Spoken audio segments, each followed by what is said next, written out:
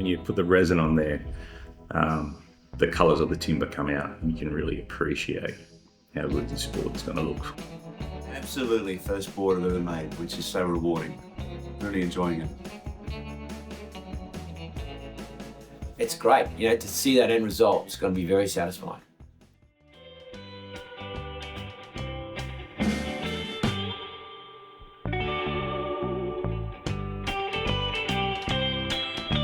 Doing different projects. And my dad always loved working with wood, so he taught us some of the basics, and I think I got a love for working with my hands there and through my dad.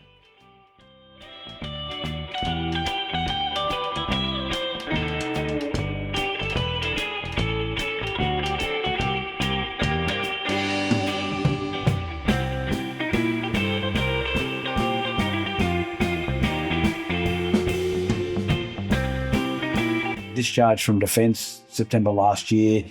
I've been sort of keeping to myself a bit, so it's good to get out there and do something with a small group and meeting new people. It's been great.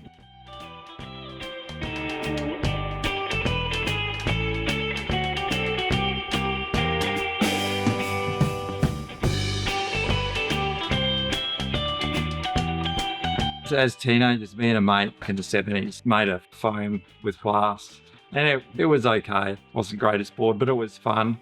What I like about these boards is that they're fully wood, and you fashion it. You fashion everything, which is just fantastic. So, yeah, love it.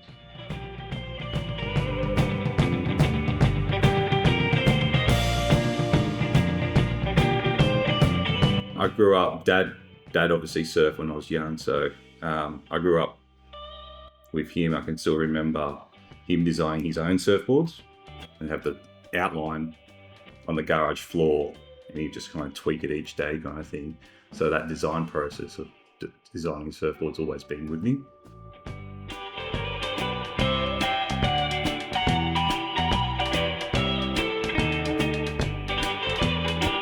Met guys from all around Australia here. And they're all got a common interest in this, making this piece of art, really. And I just think it's a pilgrimage, that's what it is.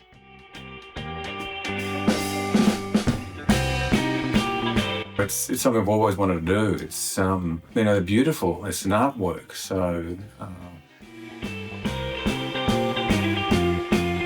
having surfed heaps of the conventional boards, I thought this would be perfect for me. So I've always just wanted to shape one. It's just how we can do this and how we can apply that, and so that's been for me. It's just the adventure of it. It's the excitement of achieving that sense of outcome.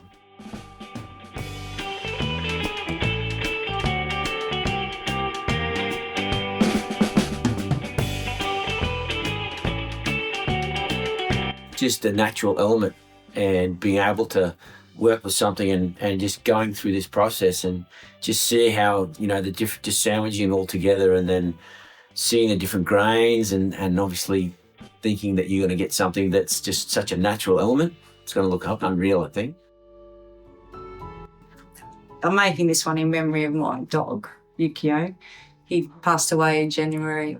And he'd always come down the beach with me and just play on the beach, sit there and watch. And every 20 minutes or so, he'd paddle out, just a few, like 10 metres out into the water. And be like, where are you? Where are you? Looking for you? I'd paddle over and say, hey, boy, it's all good. And he'd take off down the beach again. So just keep coming back and saying, hey, you all right?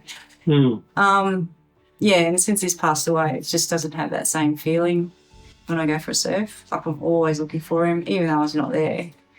And what I'm going to do this time is I've taken an outline of his paw print that I got, and I'm going to draw it on the deck, resin down in the paw print, and then sprinkle his ashes through the paw print.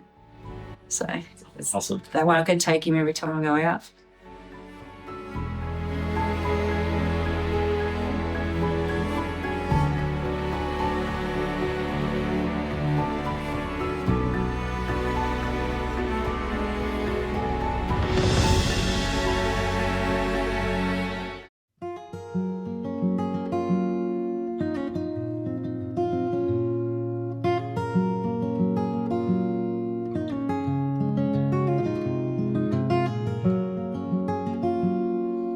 We've gone back to Tom Blake's original design, which was ribs, 2 rails, and skins on top.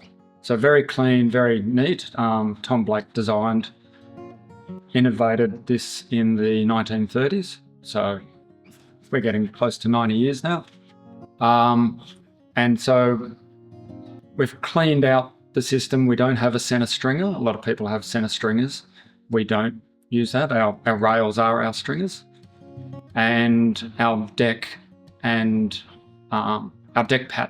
have the pattern of a stringer, but they're not actually structural stringers as such. We also have fiberglass on the inside of our boards, and that's where we're getting our structural integrity from.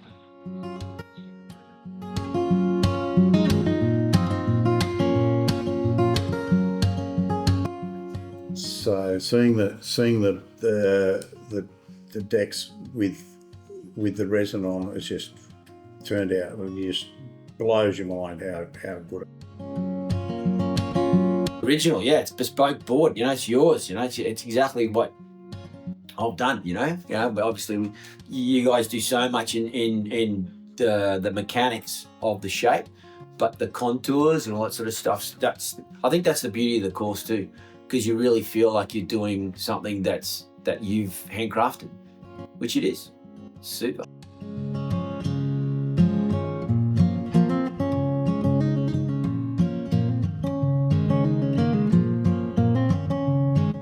Yeah, we went from having a frame which we'd put together to seeing the timber the laminate that we picked out and formed a pattern of, and actually putting that on the board really was rewarding. I think that was the best part.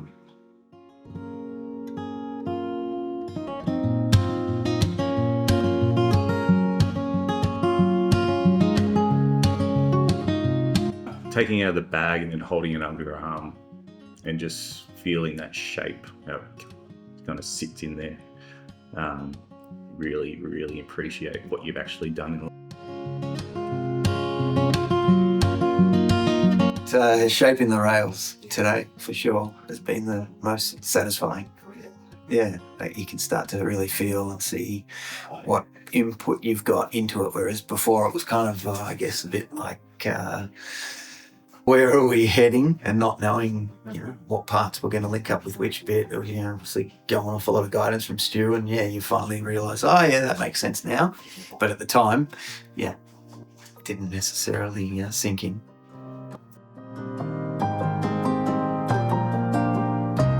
They're not making a disposable surfboard, they're making heirlooms. These boards will be passed to their children, who will then pass it to their children.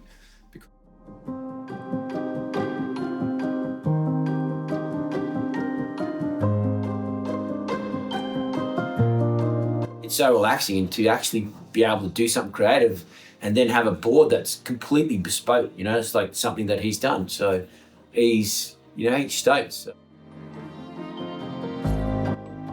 Was always destined to be ridden, but since seeing it come out of the bag and the first sand on it, obviously we knew we had some pretty good skins, but seeing it like that, you think, wow, can I actually ride this?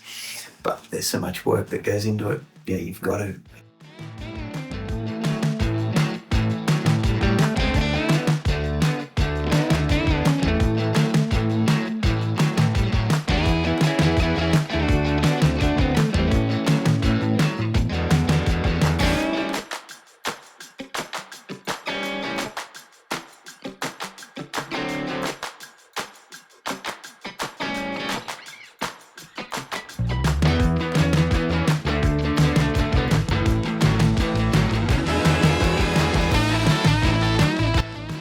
Some nice kind of imagine me surfing on Noosa Point kind of thing, those kind of waves, nice rolling through.